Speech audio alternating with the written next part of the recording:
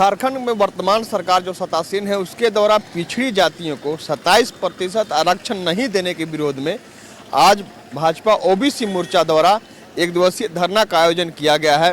जिला समाहरणालय के सामने आप देख सकते हैं, यहाँ पर सभी भाजपा ओबीसी मोर्चा के साथ साथ भाजपा के वरिष्ठ नेता सभी लोग मौजूद हैं। इनके द्वारा झारखंड सरकार द्वारा जो पिछड़ी जाति को 27% आरक्षण नहीं दिया जा रहा है, उसी के विरोध में धरना का आयोजन किया गया है। यहाँ पर सभी लोग मौजूद हैं और सीधे रूप में सरकार को दुश्वार बता रहे हैं कि सरकार द्वारा बार बार कहे जाने के बाद भी, वादा किए जाने के बाद भी 27% आरक्षण नहीं दिया जा रहा है। हमारे साथ राजेंद्र जी मौजूद हैं, हम बात करेंगे। राजेंद्र जी क्या कहेंगे?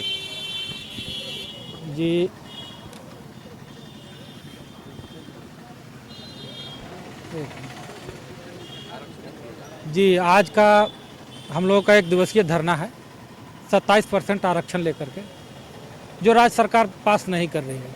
केंद्र हम लोगों को 27% आरक्षण दे दी है, उसी को लेकर के एक दिवसीय धरना बैठे हुए हैं। राज्यपाल जी के नाम, महामहिम के नाम पे हम लोग एक ज्ञापन सौंपेंगे, उसके बाद धरना करेंगे। क्या कहेंगे सूरज जी? जय हिंद, जय। सूरज जी क्या कहेंगे?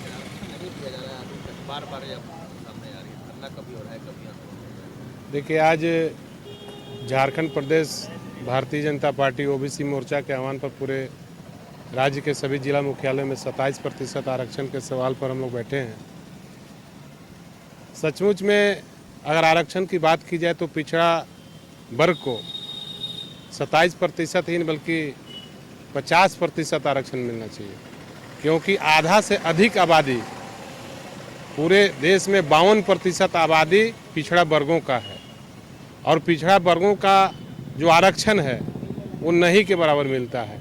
और हेमंत सरकार ने तो अपने मैनिफेस्टो में जो घोषणा पत्र जारी किए थे इलेक्शन से पहले, विधानसभा चुनाव के पहले, उन्होंने कहा था कि हम पिछड़ा वर्ग को आरक्षण देंगे और बाकी कई घोषणाएं किए थे। सारे घोषणाओं पर हेमंत सरकार फेल है।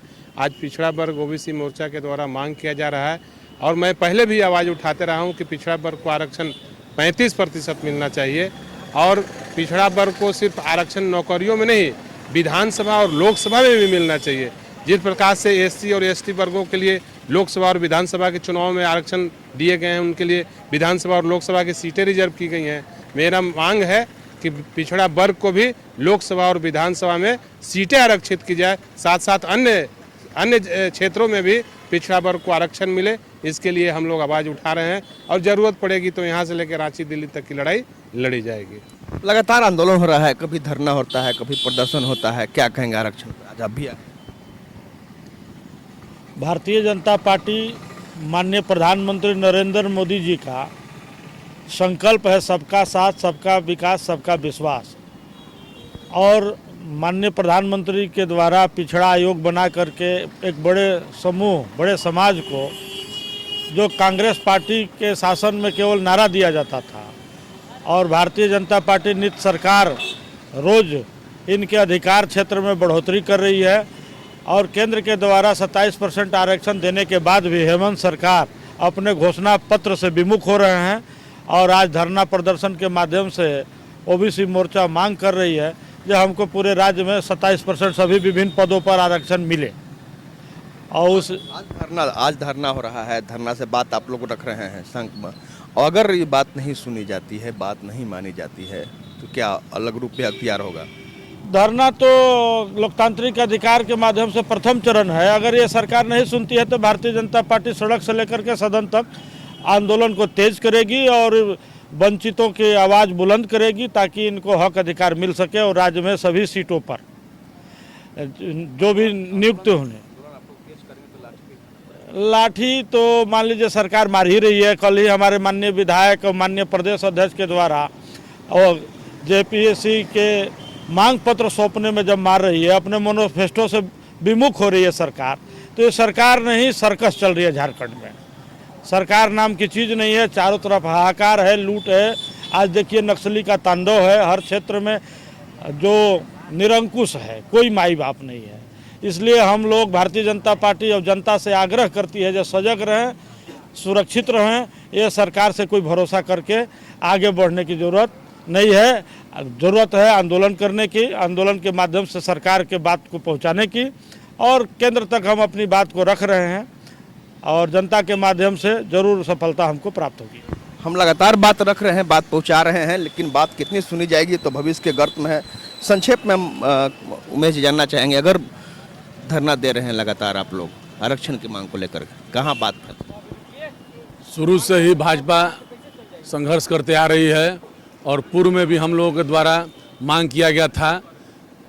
हमारे पूरे वैश्य में 54 उपजाति है, जिसमें बहुत सारे उपजातियों को केंद्र में लाभ मिल रहा है, झारखंड में लाभ नहीं मिल रहा है। अगर देखा जाए तो जिस तरह से हमारे कसौधन समाज हैं, कसौधन समाज को पूर्व में केंद्र में लाभ मिलता था, अभी तत्काल में झारखंड से हम सभी को लाभ नहीं मिलता है। और जब एकीकृत बिहार थी तो बिहार के समय भी हम लोगों को लाभ मिलता था।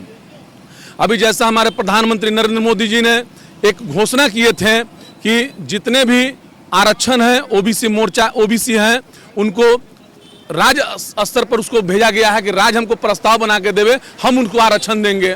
पूर्व में भी हम अपने समाज के द्वारा, अन्य समाजों के द्वारा, जैसे यहाँ पर कमलापुरी का, बर्नवाल का, कसौधन का और अन्य 7-8 जाति का अभी केंद्र से लाभ इसको नहीं मिल रहा है।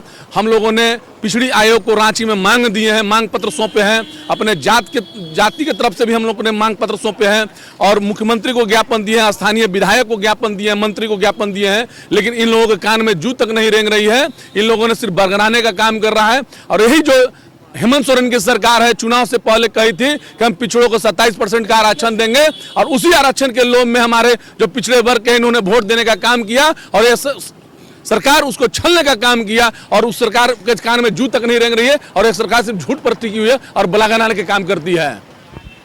लगातार आंदोलन हो रहा है और बात कही जा रही है, मांगों को लेकर आंदोलन किया जा रहा है।